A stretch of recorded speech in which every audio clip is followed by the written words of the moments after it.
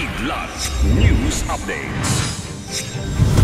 Sa ating mga balita, Bulkang Kanlaon, sunod-sunod ang pagbuga ng abo, pagpapatuloy ng modernisasyon at pagiging patas pangako ng PNP sa taong 2025. Bilang ng mga kaso ng stroke, heart attack at asthma noong holiday season, tumaas ayon sa DOH.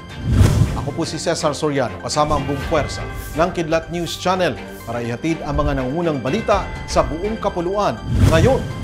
Nakapagtala ng sunod-sunod na pagbuga ng abo ang Bulkang Kanlaon ayon sa huling monitoring report ng PBOX. Base sa time-lapse mula 7:41 AM hanggang 7:51 AM at snapshots nakuha naman mula 6:05 AM hanggang 7:44 AM kahapon, naitala ang 7 discrete ash emission events ng bulkan. May taas na 100 to 200 meters. Ang grayish clumps na ibinuga ng bulkan na naobserbahan pakanluran sa taas ng crater nito. Nakapagtala pa ang bulkan ng 28 volcanic earthquakes, kabilang na ang 8 volcanic tremors. Samantala, nakataas pa rin sa Alert Level 3 ang bulkan habang patuloy itong inoobserbahan sa posibleng pagsabog nito.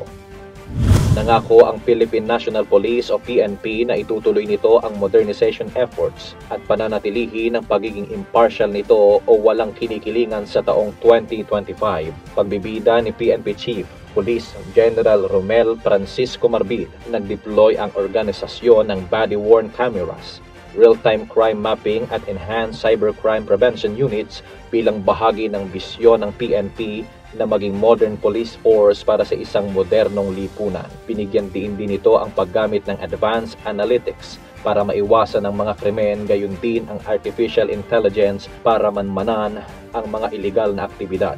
Sa kabilang banda, muling inihayag ng PNP Chief ang commitment ng pulisya sa pagiging impartial kaugnay ng eleksyon ngayong taon, kabilang ang midterm polls sa Mayo.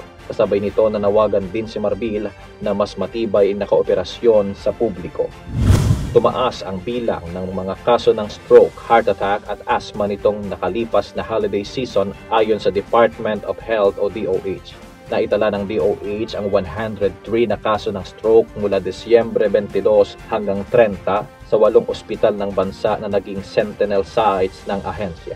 Sa kabuuang bilang, 2 dito ang namatay sa stroke habang ang pinakamataas na bilang ng stroke patients ay mula sa mga edad 45 hanggang 64 anyos.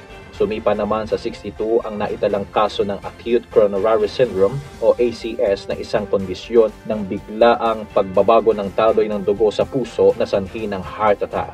Tumaas din ng 63 ang kaso ng bronchial asthma na karaniwang sakit ng mga bata. Ayon sa DOH, ang biglaang pagsipa ng kaso ng mga sakit na ito ay bunsod na rin ng sunod-sunod na handaan at selebrasyon nitong Pasko at Bagong Taon.